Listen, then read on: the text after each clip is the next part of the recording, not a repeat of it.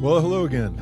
This is Stephen Baker at New Geneva Academy, and this is Aaron Prelock, President, New Geneva Academy, and we're here back again with What I Wish They'd Told Me. How are you doing?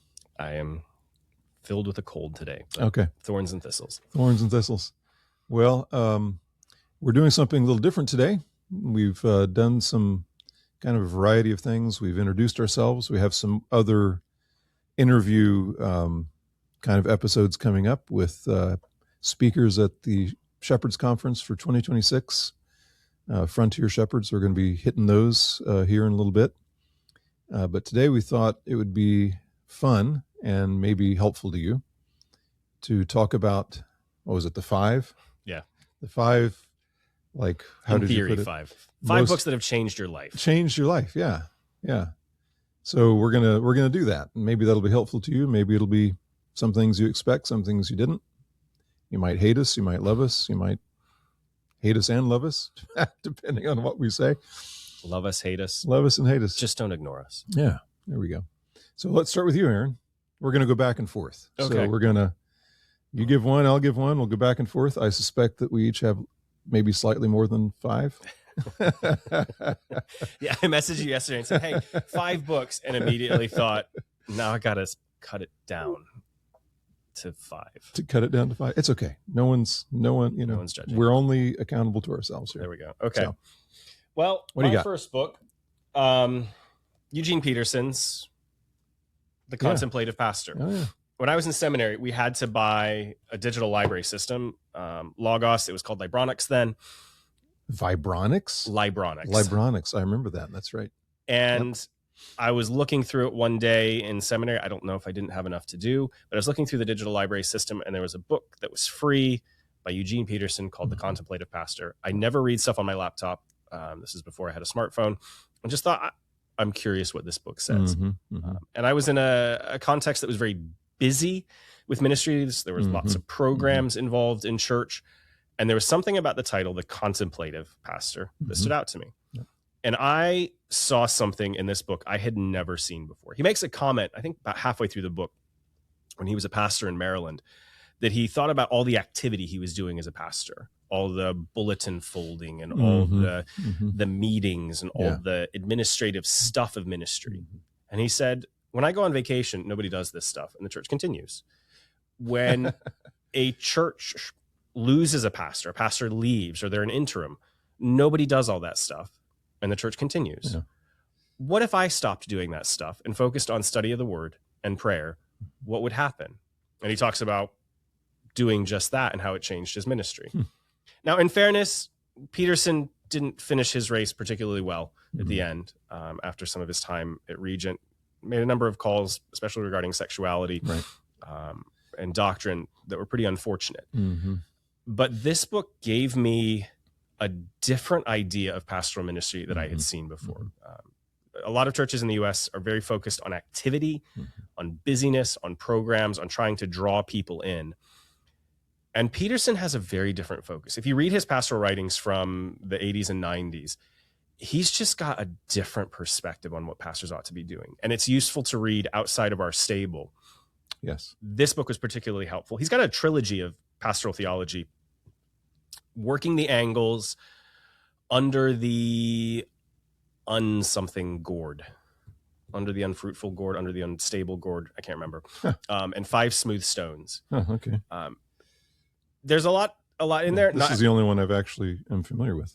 All 4 of these books are well worth reading. All of his pastoral stuff from the 80s and 90s, well worth considering. Plenty to disagree with in there. Yeah.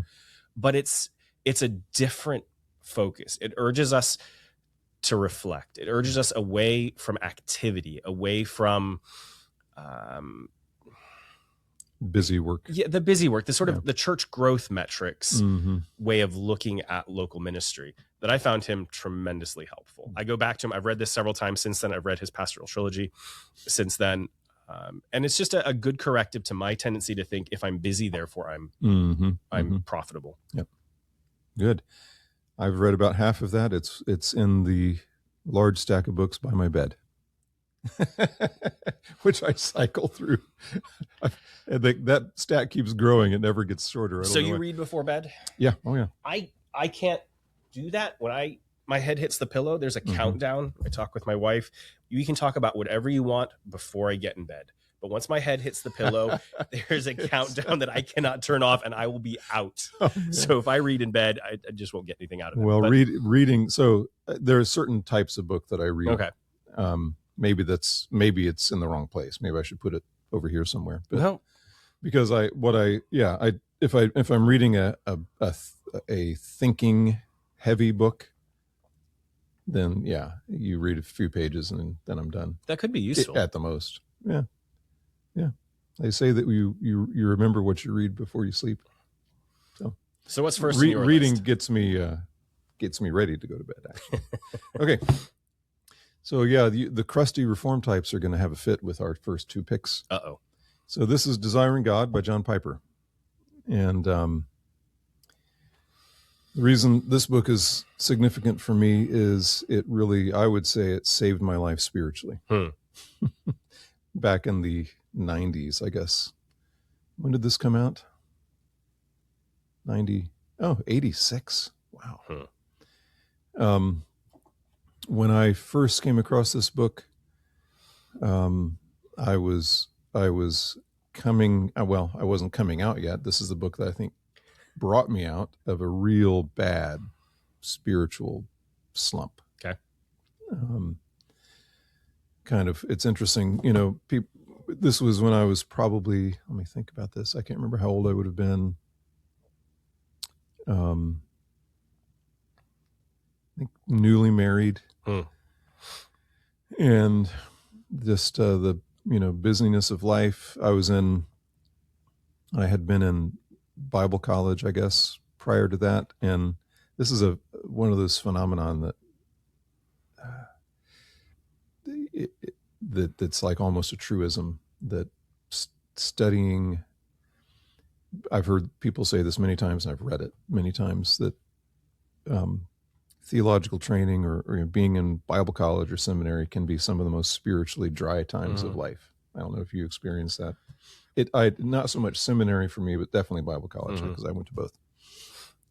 And just a lot of hypocrisy and coldness and bad time of life. And this book reawakened me, or maybe awakened me for the first time, to just the God-centeredness, the reality of joy, and to seek joy in God. I mean, that's kind of the whole point of this book. So I would credit this with kind of saving my life spiritually at that time, and putting me on a new track. So you said joy. What was it about this book that really got you? Well, the joy is something that God promises and that should be pursued, that we must pursue. We don't glorify God by simply having right formulations, and but it's deeper than that. It's life, it's vitality. Have you read this? I have. Yeah. I missed the big phase when it was popular. And so the first Piper book that really made an impact on my life was The Pleasures of God. Yeah. But he's a happy Calvinist. Yeah, exactly. Like Doug Wilson, just overflowing with joy and exuberance for who God is. Yeah. And that's and seeing that as a duty. Yeah. And that's what I think really got me. Yeah, seeing joy as a duty. Yeah. That it's our responsibility to be joyful. And if we're not joyful, we don't understand who God is. That's exhilarating. Yeah. It's kind of the opposite of the crusty model. Right. Crusty. Yeah. And that's coming out of that. And it was just a breath of fresh air. So I was in college when I heard a pastor who found Piper. And I don't know if this pastor did a terrible job of talking about Piper or if I did a terrible job understanding, maybe a little bit of both. And I came away thinking this Piper fellow is nuts. Yeah. That it's all about us and it's all about our joy and our happiness. Yeah. What is wrong with him? Well, yeah. And even his famous Christian hedonism. Yeah. People, the only people I've known who have reacted badly against that are people who've never read it. Oh, I can admit, I You know find what I'm saying? his definition of Christian hedonism drives me nuts, but the rest of the book is phenomenal. Yeah. And maybe it's my own problems, but Yeah. that's a great book. Yep. Your turn. Second one, there are books that you read that you're not ready for. I read this twice while I was in seminary. Mark Dever and Paul Alexander's The Deliberate Church. I read this twice. The first time, it didn't do a thing. I thought it was really boring and really unhelpful. Second time I read it, probably a year and a half after I read it the first time, and I was blown away. These were two guys who sat down and thought about how the church should function as the church. Everything from evangelism, music, membership. It was practical ecclesiology, the likes I had never come across before. Right. I knew a lot of Baptists who were Baptists because they're biblical, as opposed to Methodists or Presbyterians or Episcopalians who are obviously not biblical because they're not Baptists. And they obeyed what Jesus says about church membership and the Lord's Supper and church discipline, but there wasn't any connection to why these things actually mattered. It was, they're biblical, therefore we do them, which is better than not doing them. But there wasn't any connection to why they're good, why they're beautiful. It was all focused on just, if it's true, therefore we should do that. Very simplistic kind of thing. Yeah. And this book, there was a focus on the doctrine of the church I'd never heard before. It wasn't at all focused on why every other denomination is wrong. Right. It was, this is what we believe about the local church, and this is how it matters. Positive vision. Yeah, it was a positive vision for ecclesiology. And there was, as the name suggests, there was a deliberate focus of how our ecclesiology matters in every aspect of what we do as the local church. And I'd never seen such critical reflection on how we function as a local church matters. And that was something that stuck with me, that our ecclesiology needs to get worked into the corners of our life. Ecclesiology isn't just, I've described it before. In the UK, they have something called bread sauce for turkey. Bread sauce? It's, sausage gravy. That sounds awful. Without the spice, without the sausage, without the flavor. And bread sauce is necessary when you overcook your turkey, and you need something to make it a little bit more palatable than sawdust. And so I've described, some people think of ecclesiology like it's kind of bread sauce. It's an optional extra if you don't know how to cook your turkey. Right. Kind of a necessary evil. Right. Exactly. And these guys, and a lot of the works that they did after this, no, ecclesiology is fundamental to how we think about the local church. I mean, it's, how we think about the local church matters for how we think about the local church. It's tautological. Right. But we forget that. And whether you're a Baptist, whether you're a Presbyterian, whether you're a Methodist, whether you're an Anglican, how you look at the local church really matters. And if you're going to pick a particular theological tradition, you should use the best of that theological tradition to think about how your church applies that theological tradition through preaching, through the sacraments, through membership and church discipline, through day-to-day discipleship. And this was kind of my gateway drug into the church really matters. When did you say you came across that? 2007 or 8. So after seminary or in? No, while I was in seminary. Good. I think the book wasn't old. A friend of mine. I see you've spilled coffee on it. I don't know if I did or if a friend did. So it was just a few years after. It's a good sign of a well-used book. Well, I had a friend who spilled coffee over all of his books. Oh. And then he spilled coffee over a bunch of my books as well. So this as a matter of principle? Yeah. Or accidentally? He actually borrowed a bunch of my books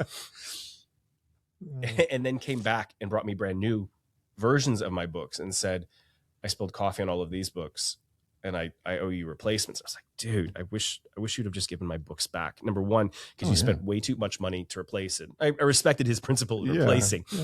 But then I've lost the opportunity to hold it over you that you ruined my books. Well, this is actually a new version. My original version of this book, I'm sure was, you've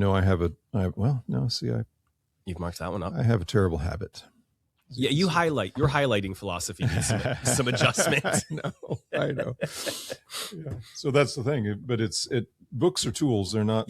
They're not artifacts. That's my approach, anyway. I mean, some books are artifacts, but if a book that you read without my way of reading requires, and maybe it's just some malady of my brain, but it requires a pencil or a pen in my hand. I hate buying used books that have other people's writings in them. So I just generally don't write in my books, but I get what you're saying. Yeah. Okay. Next. Here's an interesting book with one of the most gruesome covers in the history of books. It's not as bad as 2,000 Years of Christ's Power. No. This is called Dynamics of Spiritual Life by a man named Richard Lovelace. It's called, the subtitle is An Evangelical Theology of Renewal. I don't know this book. Yeah. The back third is but the first 2/3 you can tell where all of my dog ears are in the you see that? That's cool. Like, this book opened kind of probably came on the heels of Desiring God chronologically. Well, certainly chronologically. I think Ted Tripp introduced me to this book when I was learning under him, and it kind of talks about the Great Awakenings and such, but it's really about how does, well, the title, Dynamics of Spiritual Life, but it's historical. He's going through these things historically and theologically. How does, what is the connection between your understanding of justification and how that works out in sanctification? Okay. That's like one of the major themes of this book. And what happens when that isn't functioning rightly, and what that does historically to whole movements. Edwards, Spurgeon? No, I think Graham might be Moody. Or something. Yeah, that would probably be right. It's such a gruesome cover. Let me read a quote from it. But presumably he's trying to show some things. Well, the publisher's trying to show some things about who he's talking about by the cover. Yes. So, for example, if you don't mind, let me read a little bit. Go ahead. So, the evangelical sector of the church, descending from the Puritan and Pietist traditions through a number of religious awakenings, has retained a vestigial awareness of the holiness of God, the depth of sin, the substitutionary aspect of the atoning work of Christ, and the doctrine of justification by faith. All too often, however, it retains a legal admixture where it is most deeply serious in its piety and falls into either cheap grace or individualistic moralism, where it is inconsistent with its theology. Only a fraction of the present body of professing Christians are solidly appropriating the justifying work of Christ in their lives. Many have so light an apprehension of God's holiness and of the extent and guilt of their sin that consciously they see little need for justification, although below the surface of their lives they are deeply guilt-ridden and insecure. Yeah. Many others have a theoretical commitment to this doctrine, but in their day-to-day existence they rely on their sanctification for justification. You gotta let that sink in, which is essentially the Roman Catholic approach. You rely on your sanctification for justification. Right. Drawing their assurance of acceptance with God from their sincerity, their past experience of conversion, their recent religious performance, or the relative infrequency of their conscious, willful disobedience. Few know enough to start each day with the thoroughgoing stand upon Luther's platform, "You are accepted," looking outward in faith and claiming the holy alien righteousness of Christ as the only ground for acceptance, relaxing in that quality of trust which will produce increasing sanctification as faith is active in love and gratitude, and so on. And that's just one of the many places that I've marked.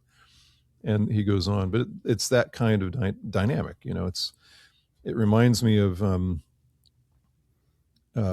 later I came across John Murray's book, Principles of Conduct, and one of I think the second to last chapter in Principles of Conduct by Murray is a chapter called The Dynamic of the Biblical Ethic. Okay. And it's basically an exposition and application of Romans 6. And this is, of course, tied to union with Christ, right. And you have died, Therefore. You have been raised up to walk in newness of life. Therefore put to death, that Colossians 3, Romans 6, that same kind of equation is built on what God has already done. This is therefore what you can do and what you must do. Right. And there's motive and there's power in there. So this is a really good book. That's a really important theme. And looking at both of our stacks, there's quite a bit that's going to deal with that. Yeah, that's interesting. It's, again, so far, none of the books that we have brought to the table so far this morning are like rock rib. A lot of crusty reform types are going to have problems with even reading these kinds of things because they're not like solidly in the big long tradition. But it's, as you said earlier, it's good to read out of your stable. And you don't agree with everything, but that's helpful. And books that are timely in addressing the issues that we're facing, either in our own personal lives or in our church cultures, are worth their weight. I'm treating. This is not one of my 5 books, but it's connected to this one. Yeah, it looks like it's connected. This is called Peace and Holiness. It's actually a book that Warhorn Media published some time ago. And it's a compilation of 2 books, actually, in one volume. Is one called Peace and the other called Holiness? God's Way of Peace. Okay. And God's Way of Holiness by Horatius Bonar. And Scottish Presbyterian, 1800s, I believe. And God's Way of Peace is about justification, and God's Way of Holiness is about sanctification. But they're written as a pair to kind of, again, show the connection between put together as a pair by Warhorn or written as a pair by they were written as a pair by Horatius, by Bonar, but never published together. Okay. So when I think I introduced this to whoever was publishing at the time, and they decided, yes, this would be a great thing to put in one place. Again, as you can see, if you guys can see this on the camera, but my method of underlining and marking is Stephen is a living example of prodigious, the encouragement. Preposterous. Be judicious in what you underline. Otherwise, you will underline everything. Well, see that page? Both pages. It's like CIA stuff that's been redacted. Yeah, but in reverse. But this book, it's so helpful. A lot of what he's dealing with in God's Way of Peace at his time was kind of a hyper Calvinism, and kind of an introspection of almost what's been called theologically and historically preparationism, where you have to work yourself up to a certain place before you're allowed to believe the gospel, and that was rampant in Scotland and came up over and over again historically, and he really, oh my goodness, I read this with a group of men recently, and they just, it's just a pleasure to see lights come on. It's like, oh. And then when you see the connection between how that leads to not antinomianism, but power and motive. Real holiness, but also real peace. Yeah. The peace is the foundation for the holiness. The holiness flows from peace. Right. With God. Yeah. And just really, really great stuff. So I'm going to cheat, not one of my 5. Good. Glad I'm not alone. When I was in seminary, Kate picked up a copy of Dostoevsky's Crime and Punishment at Vaughn's Books in Lafayette, the basement, this bead and book and music shop over at Purdue, an old 1950s modern library copy. I had read Dickens and Austen and Dumas, but that was more or less my exposure to literature. And Kate picked this up, gave it to me, and I was supposed to be studying. I think it was my final year of seminary. I was supposed to be studying for finals. Oh, yes. And I just spent way too late, way into the night finishing this. Spoiler, I'm not going to tell you what happens, but the resolution for this story comes on the very last page of the book. I love that. Tolstoy may be a better writer, but I think Dostoevsky is a better psychologist. And the way he describes the descent into grievous sin in this book, and the way the main character goes from being aware of the possibility of a particular action to considering it, to toying with it, to desiring it, to committing it, and then how he gets out of that is phenomenal. I read this book and thought there's nothing I could not commit. Pretty messed up personal life Dostoevsky had. Right. But I love his writing. I love his psychology. I love the way he takes the philosophy of his day and writes stories about that to show what's wrong with those philosophies, and ultimately how the gospel is the only solution out of giving ourselves to the things that we desire. So good literature, I think, is helpful for us. Oh, yes. Absolutely. It helps awaken the imagination. And a life only of prose, I think, is somewhat boring. Completely agree. So Dostoevsky's Crime and Punishment, probably my favorite book. I have, I think, 6 copies of this book. It's a little bit like Catcher in the Rye. Are you an MK Ultra agent? Yeah, exactly. I have this in so many different versions. But this is a great story. Probably one of the better books he's written. Definitely better than The Brothers Karamazov. A tighter novel. I've never read it. Excellent. I put it on the list. You should. I'll put it next to my borrow bed. one of my copies. There you go. That's my cheat. Well, hey, can I jump in before you? Because I want to say 2 things, and I'm going to mention one of my books. Okay. Which I don't have a copy of. I'll explain why. When I was very similar to what you just said, when I was in the throes of study, formal study in seminary and all of that, I always tried to keep some kind of a non-prose, non-theological, this is kind of heavy, but a non-technical book.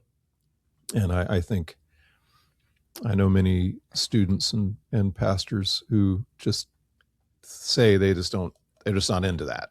And I think they should be. Yep. I think there's being a pastor is not dealing just with technical things, it's dealing with people and good literature of all sorts. I mean, I like a lot of historical fiction. And that kind of helps think about history if it's good, but also about people and like personalizing, humanizing. And if it's a good story, it's good stories are worth reading, So my next book, which is one of my 5, is That Hideous Strength by C.S. Lewis. Great.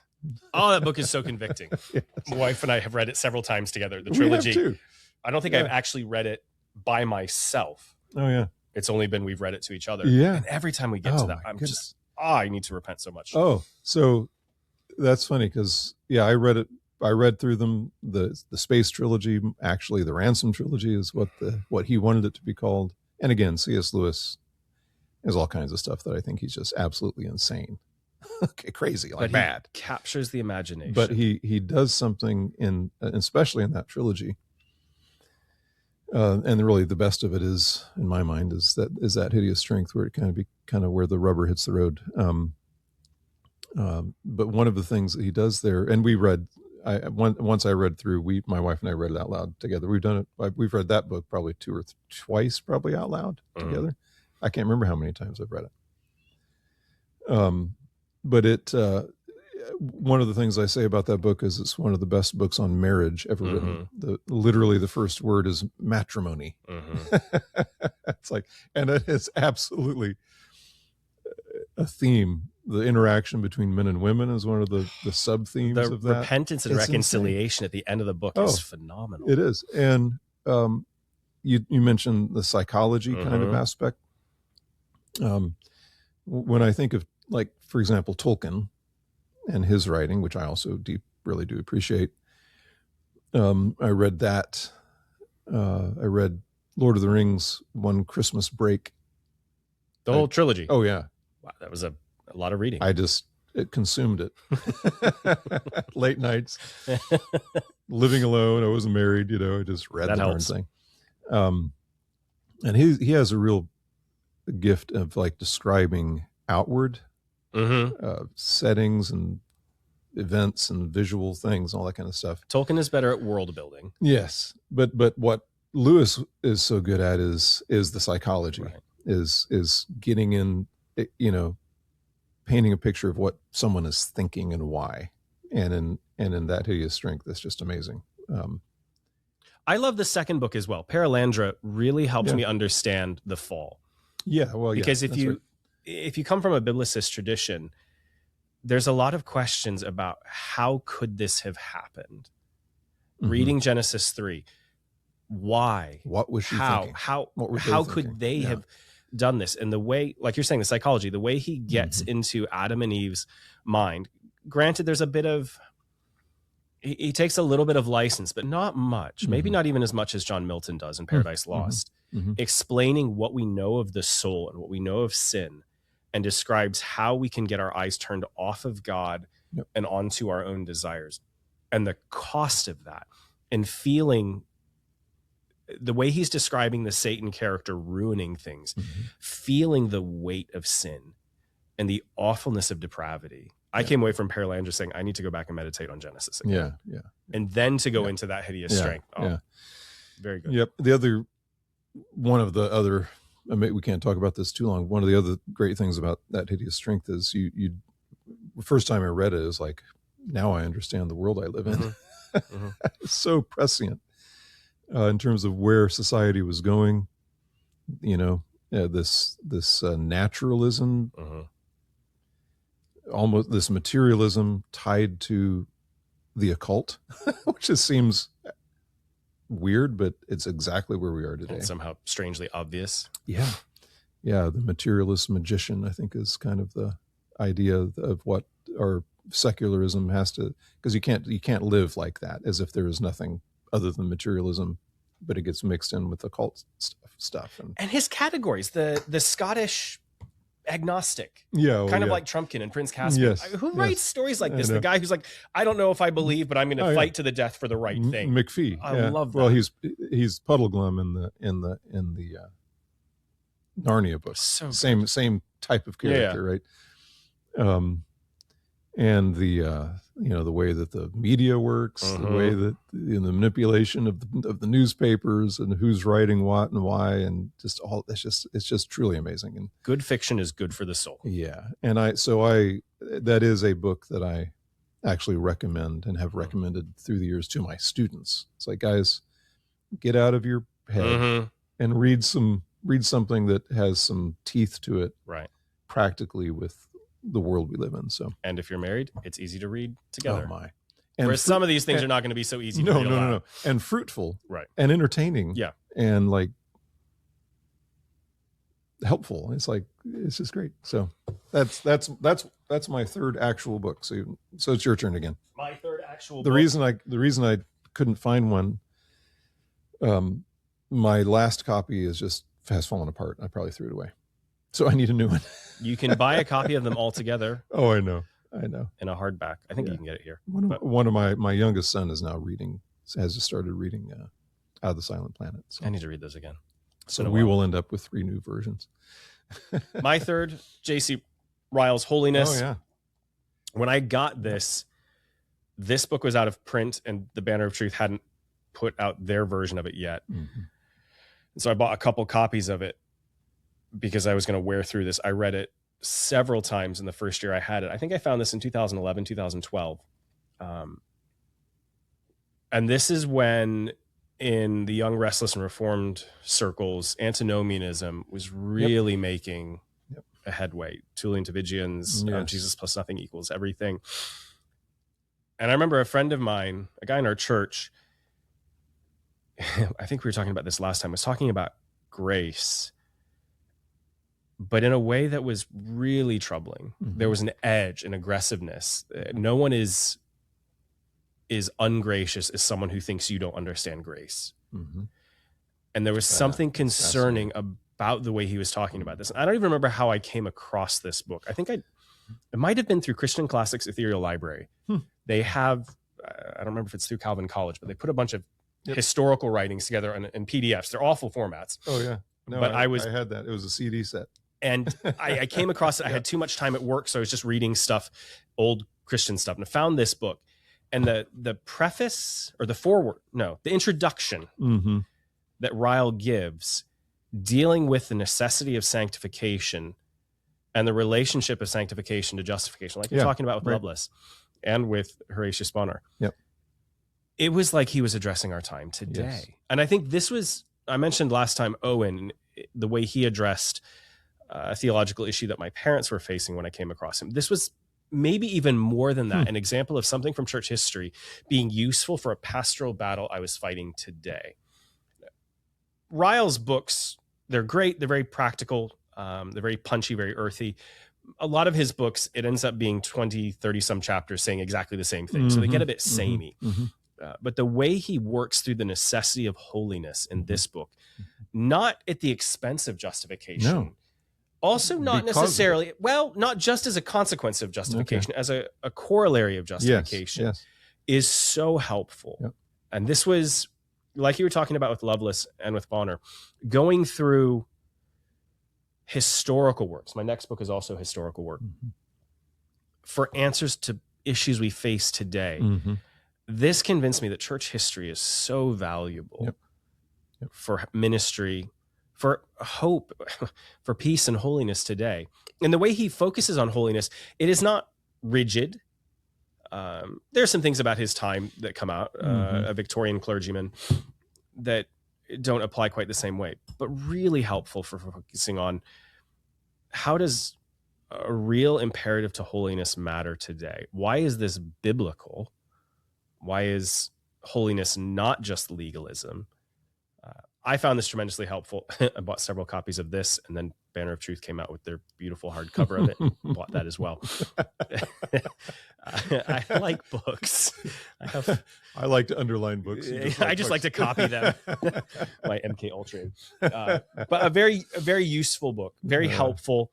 Again, there's almost no issue that we face today that the church hasn't had to deal with in the past, which is tremendously encouraging to me. Yes. Go ahead with your next. Well, speaking of history, so this is actual history. This is, these are, again, I'm cheating. This is one, I'm counting this as one in my list. Okay.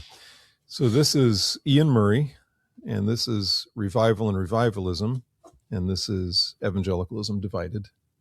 You've not only written notes in this, you've put notes in this. I've taught through these books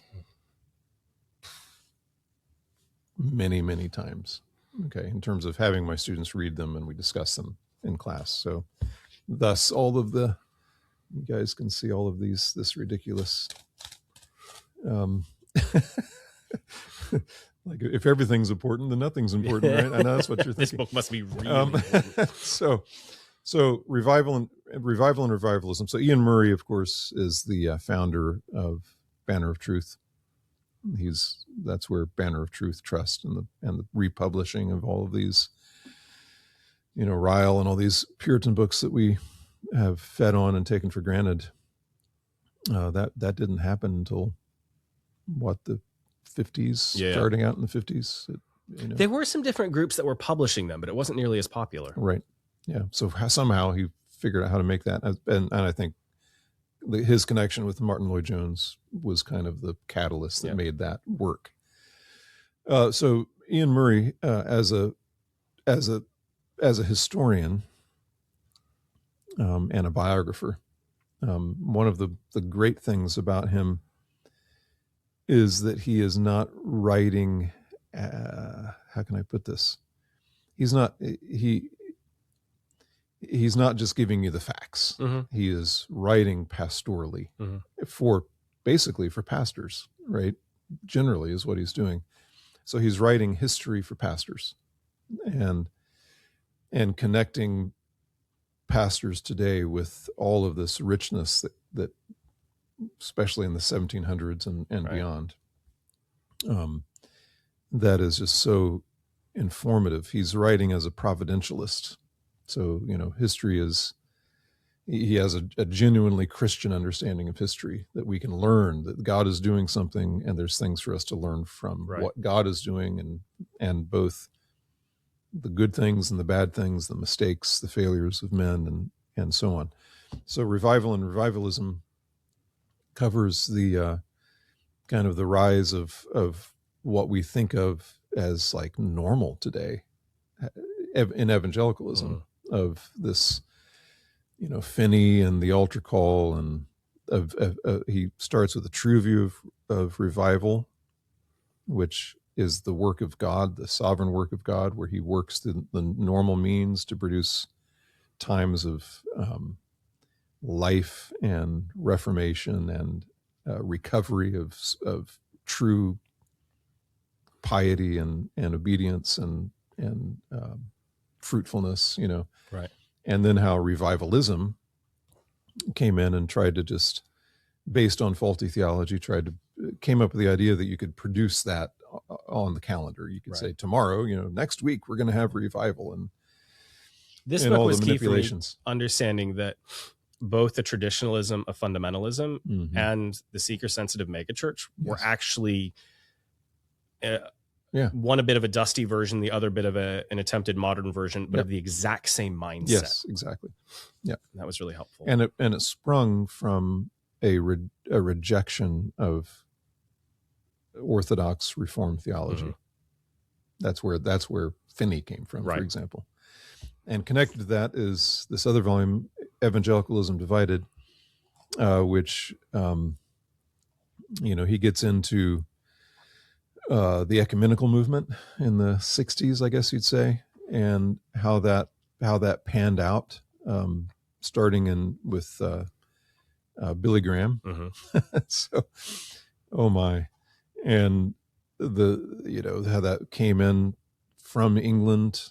Billy Graham, of course, is an American, but that really influenced kind of the scene, the ecumenical scene in England, Great Britain. Right. New Anglicanism, or the new, how's he put it? The new Anglican evangelicalism versus the old. So he has a historical perspective of what's going on. How the evangelical dike was broken in England. I'm just reading some of the chapter titles. Then how that connected with Rome and the compromise. I mean, no one should think they understand what was going on with Billy Graham until you read this book. Okay. And really bad stuff. I mean, really bad fruit from that. Intellectual respectability and scripture is one of his titles, one of his chapters. And a lot of what was going on in the academy, in the academic world. Basically, one of his lines, I'm not sure if this is from Murray or not, but it summarizes some of his stuff well. What was going on was the evangelicals were saying to the liberals in the academy, I'll call you a Christian if you call me an evangelical. You call me a scholar. Exactly. I'll call you a Christian if you call me an academic. So it's like complete compromise.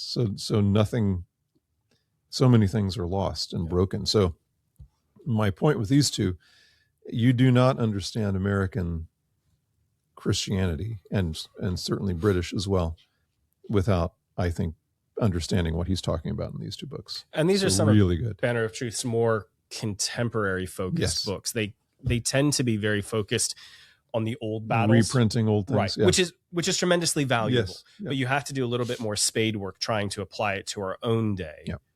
Whereas these are focused a little bit more on the issues that we're actually facing.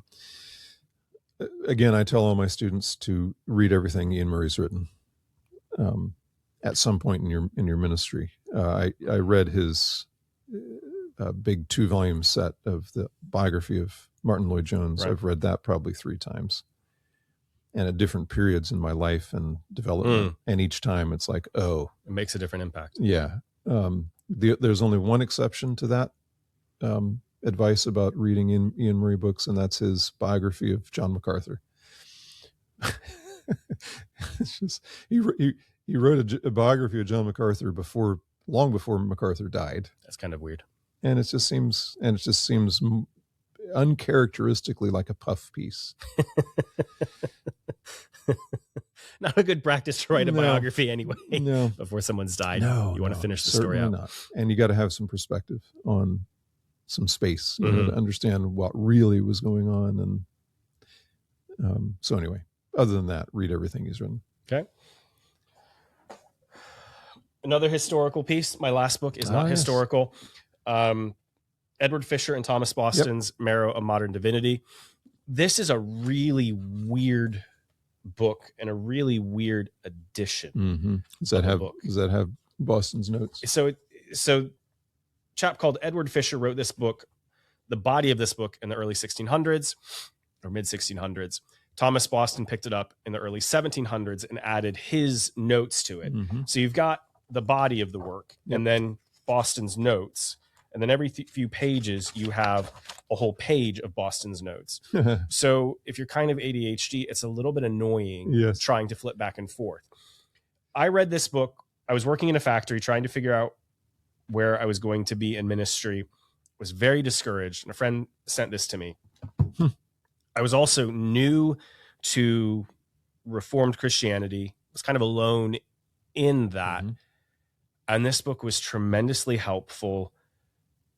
Reading pastors in the 1600s and the 1700s wrestling through justification, sanctification, the law of God, how to read scripture. And again, this was so tremendously timely in my life. Yep. Seeing how I understand the 10 Commandments and why they matter today, how I understand the interaction of faith and duty, the relationship of justification and sanctification. It is so pastorally warm. It is so pastorally sensitive that every time I come back to this, I've read this several times since then. Every time I come back to this, I think, I don't understand my sin well enough. Mm-hmm. I don't understand God's grace well enough. Yeah. And praise God for godly men and faithful shepherds who have taken the time to evaluate the flock and then write down their reflections so that I can benefit from them today. It was kind of funny. Maybe 10 years ago, there was a bit of a tempest in a teapot. The OPC was consumed very much with discussions of republicanism. I was thinking, oh, dear friends, have you read a chap called Thomas Boston several centuries ago? We've already been through all this. We don't need to rehash this all again. This is an excellent treatise of legalism and antinomianism. And not a middle path, but the way the scriptures urge us to go forward because of the gospel in our lives. Right. Really, really worth reading. Yep. And that's been this book has been brought on to, and the kind of the controversy historically has been brought back into the modern view because of Sinclair Ferguson, of course, in his book, The Whole Christ, which we've read here recently. We've had some of our men read it. Our elders just finished reading it. And it's really dealing with union with Christ. I was introduced to this probably I never read it, mind you, but I was introduced to that whole controversy and everything that's going on and the importance of it back in the late 90s with a cassette tape of a series of lectures that Sinclair Ferguson did on the Marrow controversy. Were these lectures he did in Indianapolis? Maybe. I don't know if you told me that, or I don't know if he talks about that. I think probably it was some kind of a pastor's group. And that kind of became the Whole Christ. I mean, that was, he published, it wasn't the same lectures, but he'd been working on that stuff for a long time. So. Which The Whole Christ is also an excellent book. Oh my. Now I read that book, I think 3 times. And the first couple times I was a little bit concerned because I was in more of a squishy evangelical context. Ferguson has seen legitimate legalism and hyper-Calvinism in some of the Scottish Presbyterian circles that he was brought up in, and would be aware of their equivalents here in the U.S. Yep. Some Reformed Baptists, some Dutch Reformed, some Scottish Presbyterian circles are legitimately legalist and hyper-Calvinist. Yes. But there's also the squishy American, squishy evangelical that I would see Ryle as legalist. Right. So I didn't disagree with anything Ferguson was talking about in The Whole Christ, but it smelled similar to me to a lot of the stuff that was happening in the early 2010s, like Tullian Tavigian. Not that they're at all the same, but that the same sort of people are going to take Ferguson and say, okay, this, if you focus on holiness, danger. Yeah. But for someone who is genuinely trying to work through those issues, both Fisher or Boston and Ferguson are very helpful in thinking through what is the relationship of faith and duty? Yeah. How do they work together? And that's again, the same that's thing Bonar, because Bonar is writing in the 200 years after Fisher, 100 years after Boston. Right. The same things are going on. Which is a good reminder. These things are cyclical. They keep coming up. Yeah. And I think they've never gone away. Right. And that's why it's so helpful to have that historical view and rely on these men who've thought through these things very carefully. Now your stack is empty. I do. But I have one more. I do. It's virtual. not here. I can't find it. Uh-oh. And this is a book called L'Abri by Edith Schaeffer. So Francis Schaeffer's wife. A story of what her husband was up to? It is the account of the ministry in Switzerland called L'Abri. L'Abri, of course, is this. L'Abri means the shelter in Swiss, I think it is, or French, or whatever it is. I don't know. Whatever.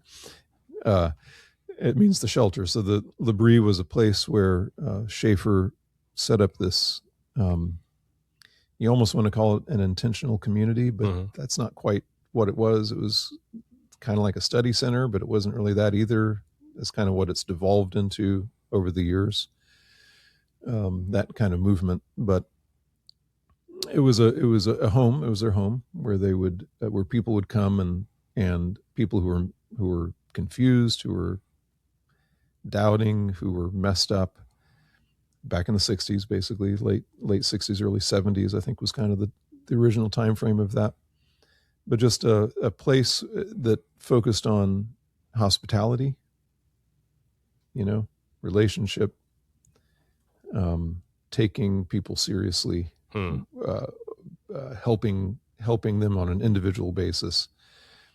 And my wife and I read that, pretty early on in our life together. And it just gave us this vision for what our home should be. Yeah. We have not, trust me, it's not like we have done this well, but it has pushed us in that, in the direction of a home that is open and hospitable and focus on people, a place of shelter. Yeah. Yeah. And, we've failed in that in many ways, but it was formative for at least giving us that, that basic mindset that this is what a home can be. This is what ministry can be. It's not, you don't clock in and out. Right. When did she write that in relationship to when L'Abri was going on? I don't remember. I'm going to have to get that. Yeah. It's kind of a historical, autobiographical kind of narrative of things, which again can be helpful. It's not just it's not just, facts, it's life. So, but an emphasis on people is always important in the church. It's so easy to focus on structures or to focus on theology as ideas, as opposed to lives. That's why I think biographies are incredibly important for pastors or men who are thinking about the ministry or just wanting to see this lived out in the church. Biographies take, and again, my favorite biographer is Murray, taking doctrine and seeing how it fleshes out both positively and negatively, right? And how men and women, what that actually looks like in life. I think that's incredibly important. When I was, don't just tell me, show me. Yeah, and so I think part of theological education, and again, this is something that a man just has to take on himself. You can't. If a seminary student is only reading the books he's assigned, that's a red flag to me, because we have to be, and this is a problem today because men in particular have just stopped reading. And you need a measure of intellectual curiosity. You need a. And this is where Lewis is amount. helpful. He captures the imagination. He fuels that curiosity. Yep. And to see that lived out is just incredibly helpful. So I think that's a good place. Do you have any more books? One more book, which is what a combination of pastoral practical theology and biography or autobiography. Oh yeah, you told me Lutheran about this pastor book. Yeah. Harold Senkbeil's The Care of Souls. Yep. This book, the front of it has all the awards it's won. And normally when a book wins lots of awards, that kind of puts me off it. I'm not quite if it's new, it probably isn't true guy, but Yes. generally popularity is not a good litmus test for depth. This is a rare exception to that. This book is worth all of the accolades it's got and more. Lutheran pastor who grew up on a farm in Minnesota, I believe. And as I was talking about at the beginning, the importance of taking your ecclesiology and then working that through all of your local church ministry. This book does a phenomenal job of that. Now, there are a number of areas where obviously as a Reformed pastor, I'm going to disagree with Senkbeil as a Lutheran pastor, the way he talks about the sacraments, the way he talks about confession, some of his emphasis on the relationship of justification and sanctification. But the way he takes his confessional context and applies it in pastoral theology is absolutely phenomenal. Pastoral theology, practical theology, depending on your denomination, those categories are the same, is something of a lost discipline in our day. Biblical counseling has kind of taken over practical theology in the Reformed world, but we don't have not many guys are writing practical theologies today. This used to be 50, 100, 200 years ago, used to be a much bigger discipline. You look through theological libraries and there are whole practical theology sections. That's not so much happened today. And this is a book about 10 years old that was a new practical theology. Now, part of my interest in this book is he spends a lot of time talking about this idea called habitus or disposition, which I spent a bit of time studying. And it's funny enough, though he's a Lutheran, it's not so much a Lutheran idea. It was actually a Reformed idea in the 1600s. The Lutherans borrow it not from the Reformed tradition, but from the classical tradition a little bit later. But it's really focusing on pastoral ministry flowing out of a pastor's being, out of his heart. The pastoral ministry is not just something that we do. It flows out of something that we are, that is produced by the Holy Spirit through the whole of our being, and that God ministers to our sheep by his Spirit's work flowing out of our mind, wills, and affections to the minds, wills, and affections of our people. This book is very earthy, where they're talking about the highs, the lows, the crises, the joys, the tears of pastoral ministry.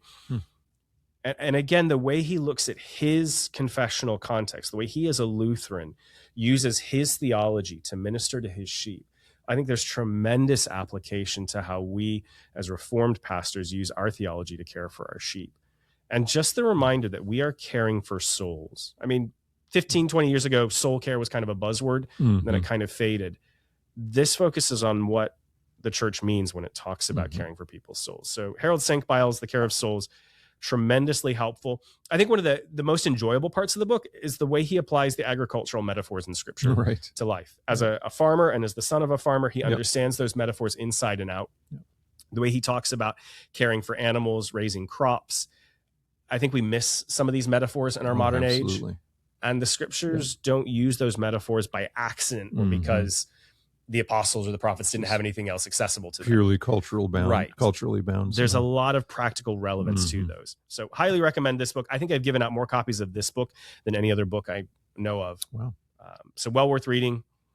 And it's somewhat modern. So a bit of an antidote to our trend of recommending old books. I'll add it to my list. Well, so this is great because we didn't compare notes. We did not. When we decided to do this, and the amount of similarity and of types of things is really interesting to me. It's really interesting. What would you say as an exhortation to men listening to us about reading? I've kind of done it a little bit, but let's do it again. I wondered if we were going to talk about this. Reading pastors must be men who read. Yeah. You don't have to be a book nerd. You don't have to be a theology geek. Read quality over quantity. Interesting. I think every book we've brought to the table today, we have read multiple times. Yes. And that's interesting because it's not so much read every new thing that's out there. And like you said, it's quality over quantity. And not everybody likes to read books multiple times. No, but I think there's something to that. I tend to read a book very quickly to see if it's worth reading, and then I'll go through it much more slowly later on. Yeah. And books that I think are worth reading, I will read multiple times. They're worth reading more than once. There was probably a decade where I was reading similar books once a year for a while. I've gotten out of that particular habit, but yeah, it's definitely worth rereading things. Yeah. Yeah. And reading widely. A guy coming out of seminary who only reads like technical theology is just going to be,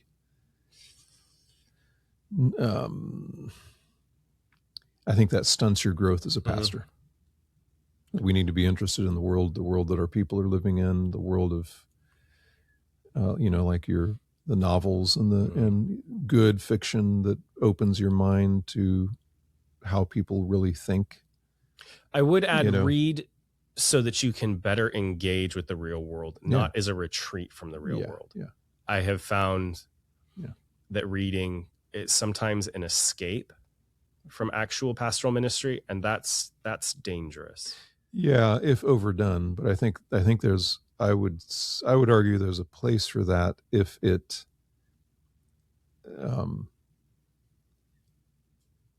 opens you up. If it gives you more capacity. In other words, if it fuels your re-engagement later on. There's something about changing your focus from time to time. There's a difference between a refuge and an escape. Yeah, okay. A refuge and a retreat. Yeah, right. One is, okay, this helps me. It is refuge because it's not exactly what I'm dealing with. It's a reminder of things that are true that maybe I don't see or hear around me. But there is a temptation to read. I'm just trying to withdraw and get away. Like L'Abri is a good example. There were plenty of Christians who went away to form communes that were not helping them engage with the world, where L'Abri was deliberately set up to engage. Yeah. That's going to be much more helpful than the retreat or withdrawal approach. But good. And don't let reading sap your responsibilities to your wife or your kids if you're married or have. That's the other side of the coin, isn't it? A number of times my wife has said, why is it so important that you get through this book and at the expense of your marriage and parenting? Well, ouch. Yeah, there has to be a balance. But I think men who don't read, oh man, they're missing something, and there's something about that.